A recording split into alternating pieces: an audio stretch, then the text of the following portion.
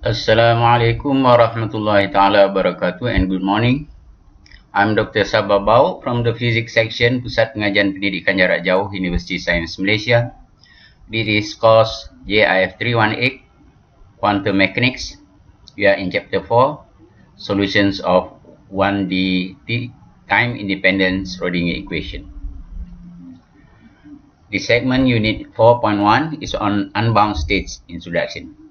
In the previous segment, we had touched on how we can recognize qualitatively a bound state, a particle in a bound state, and a particle in an bound state.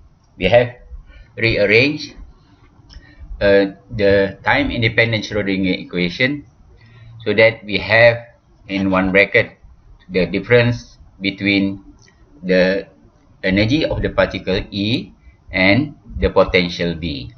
So we can more or less qualitatively we can see that if E is less than B, then it is a bound state and the particle is confined to a particular region of space. If E is higher than V, so basically the particle can move anywhere it likes, and also we call the particle as a free particle. Another thing is that when in a bound state, the energy levels of the particle is discrete. Is discrete, that means the energy is quantized. When the particle is in an unbound state, the energy of the particle is continuous. So in this unit, we try to derive solutions of time-independent Schrödinger equation for a free particle. So this is at the introduction. So we try to determine the solution of time-independent Schrödinger equation for a free particle when the potential is zero. When the potential is zero means that E, the energy of the particle E, of course, is higher than zero. Examining some exact solutions, so this is just a recall of what we had discussed previously. Examining some exact solutions of one-dimensional time-independent Schrödinger equation, we have this time-independent Schrödinger equation. Okay. Classically, there are two possible types of states. Bound state, particle is confined to move in a finite region. When we rearrange B and E, it will be in one bracket, either B minus E or E minus B, depending on which side you bring the term. Okay. Unbound state, particle can escape to infinity. That means this is for free particle. The solution for unbound states are quite different from those of bound state. Yes, we had discussed this qualitatively in the previous segment. For unbound state, we'll calculate the probability. So this is the basically, if there are two states or two conditions for the particle, if it is in an unbound state, usually we use it to calculate the probability of an incident particle will reflect off or transmit through a particular potential. That means when usually in exam, when the question give you an unbound state of particles, then basically most of the time it will be to calculate the particle being the probability of the particle to be reflected of the boundary or the wall, for example, or transmitted through a particular potential wall. While if the question is on unbound state, usually it is used to calculate the wave functions, yet that is the psi or energies. The bound state energy level will be discrete rather than continuous, that we had discussed in the previous segment. So let us start on unbound state. Just now we try to have B equal to 0. Anyway, for most of our discussion on next coming segment, we will consider only the case of piecewise constant potential. That means we have constant potential here, then it goes down vertically, then constant potential here. But that means Of course, potential can be in any shape, but for our introduction to quantum mechanics, we try to focus our attention on constant potential. Constant potential means that the value of V is constant for a certain distance. Basically, the graph will have what you call it horizontal line and vertical lines only. Okay. Consider a range in X over which V is a constant, V naught. So let's say V is V naught somewhere. Then we have this Schrodinger time independent Schrodinger equation. If we rearrange, we put E side on the left hand side or the other way around, it's up to you. Anyway, we have this relationship, the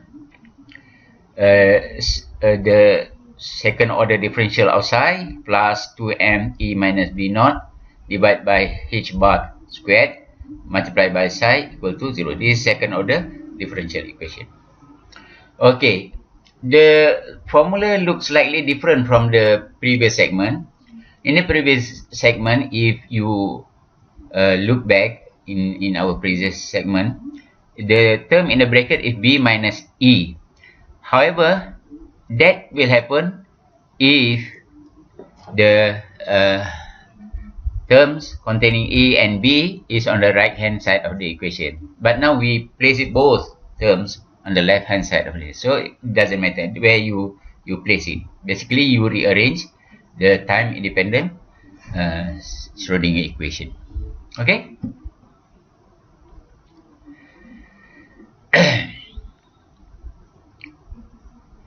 So the equation has the general equation in the form of second differential equation. Usually the second order differential equation looks like this. If you have studied additional mathematics, for second order differential equation, d to y per dx squared plus ay equal to 0, where a is the coefficient or constant. Okay, and the solution will always have exponent. I have tried to ask you to try out some of the solution for the previous equation. Usually if you have one term on the left hand side or one variable, then you have another variable on the right side, and when you integrate, you have natural logarithm solution. And of course, when you have natural logarithm, you can have exponent solution on the right hand side, and see is any constant coming out of the differentiation. You can try this out. Basically, this you can rearrange as d to y per y equal to a or negative a dx squared on the right hand side. Okay. So usually the solution of y will be in terms of exponent mx. Look at the what do you call it? The useful mathematics sheet which I had included in your e-portal. So then, if you put in the value of y, basically you have d to y per dx squared equal to cm squared exponent mx. Okay. Substituting, that means if we substitute into the original equation, that means y you double differentiate and also you substitute y in the original equation, you have this. Then basically you can get the value for m, where m is plus minus a third or square root negative a. So the general solution should be y equal to c1 exponent negative third negative ax plus c2 exponent negative third negative ax. So here we have negative, here no negative, that means positive. And again, as a reminder, C1, even though it can be constant, need not be real. They can also be complex numbers. That means you can also have imaginary values for C1 and C2. Okay, and later we will see that because we have third negative, it will also have imaginary parts for the exponent. If A is negative, okay, if A is negative, that means negative multiplied by negative, you have m plus minus square root of a positive number here. If a is negative, the quantities under square root will be positive, and the solution is the sum of positive and negative exponentials. Okay. If a is positive, so you look back here, if a is positive, that means you have the square root of negative here, then you have I there. Then the square root will be imaginary. So it depends on the value of a. Then your equation, if a is positive, you have I here, and you have I here. Or if you prefer to use what do you call it? You prefer to use cosine and sine, you have d1 cosine sert a multiplied by x, and so on and so forth. So now d1 and d2 is another constant. Okay, that means there is no imaginary part for a cosine and sine, except d1 can be still complex numbers. So which one solution to use depend on the boundary condition. So we try to look at the boundary condition.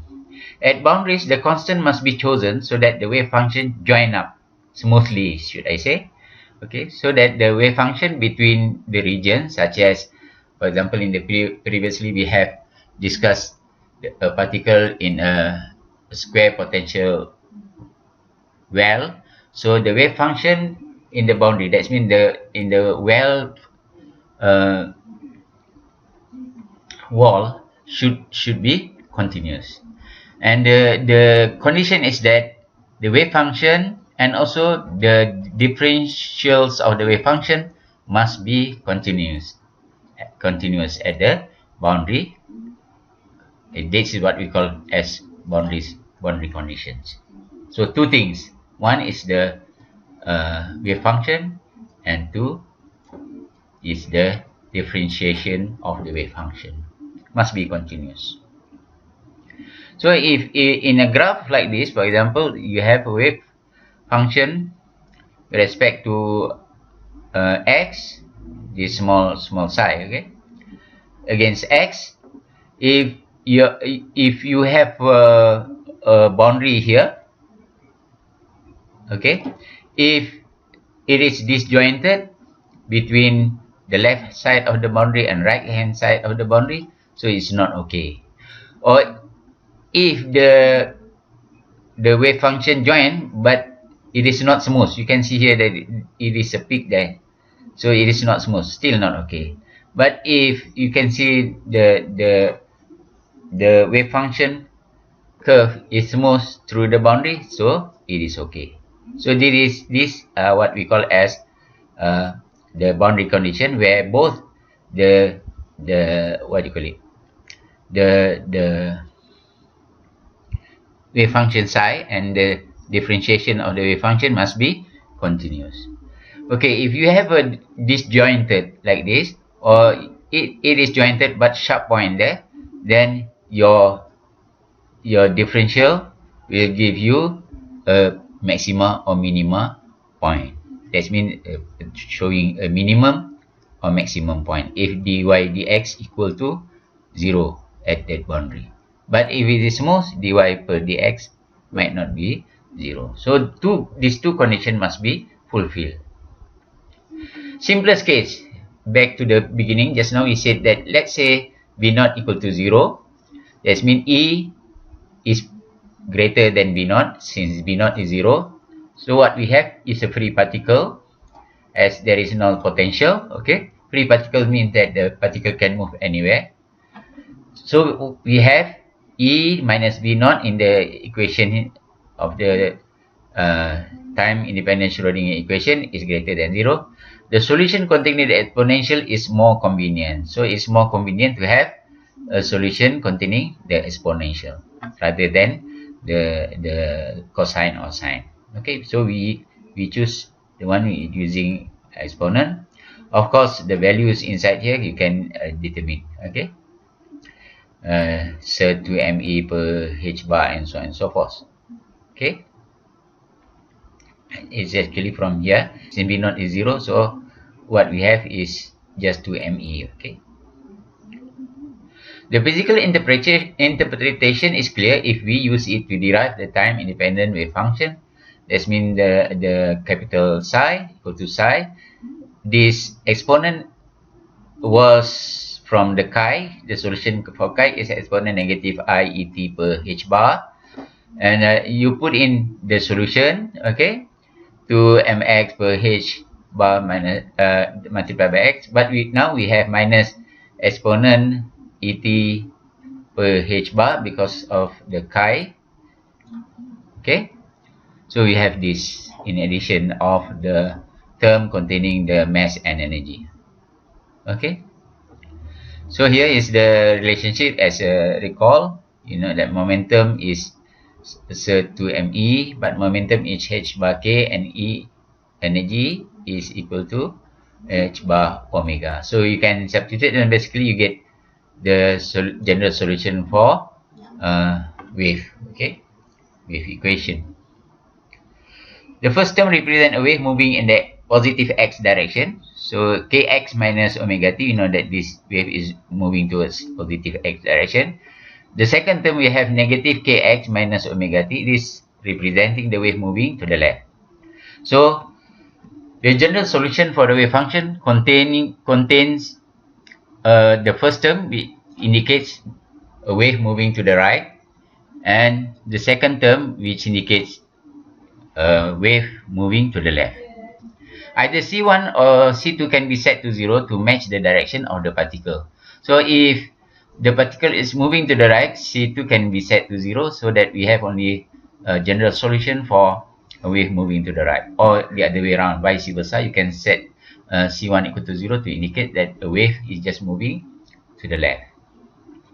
If we apply the momentum operator to each term separately, okay, we have these two terms, first term, second term, and we apply momentum operator. What is momentum operator? It is negative IH bar delta per delta x, then whatever you have in the equation for the first term. But the momentum operator is equal to h bar k. Okay. Okay.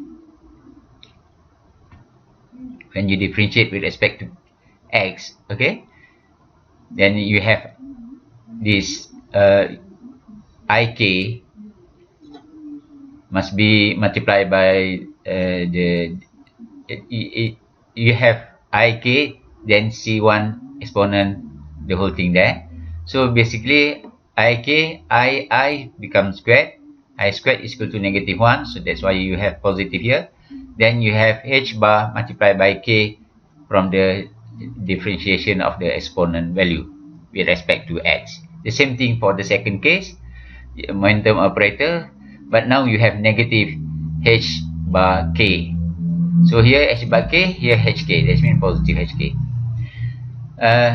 So the first term is an eigenfunction of the momentum operator. So basically this operator, and we have c1 as what do you call it,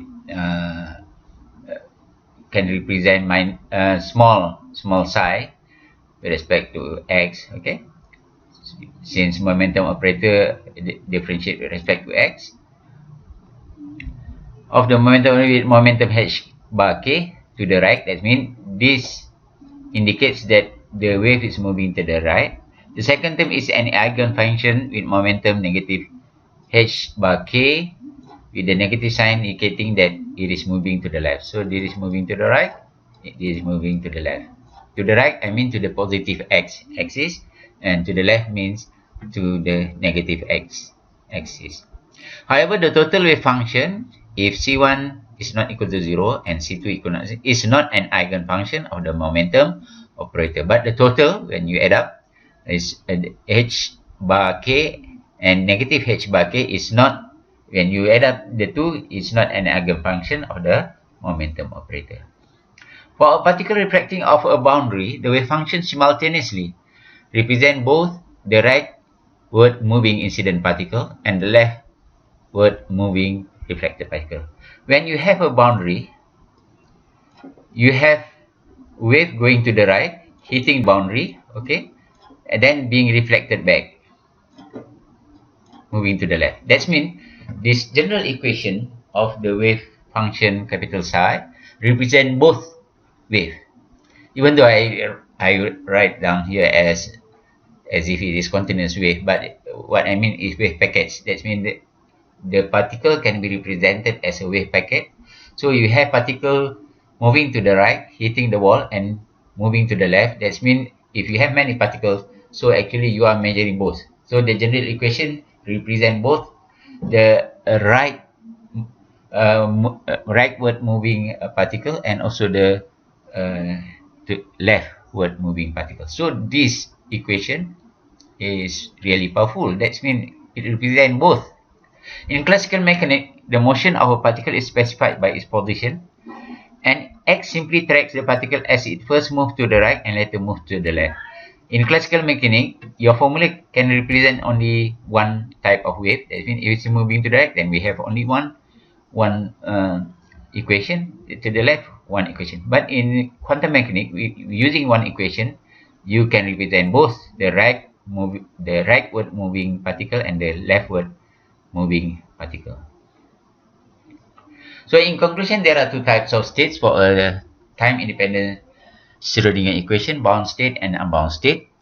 When V naught is constant, the time-independent Schrödinger equation reduced to a second order differential equation. So second order means that it has the term d2y per d2 psi per dx squared. Thank you very much for your attention.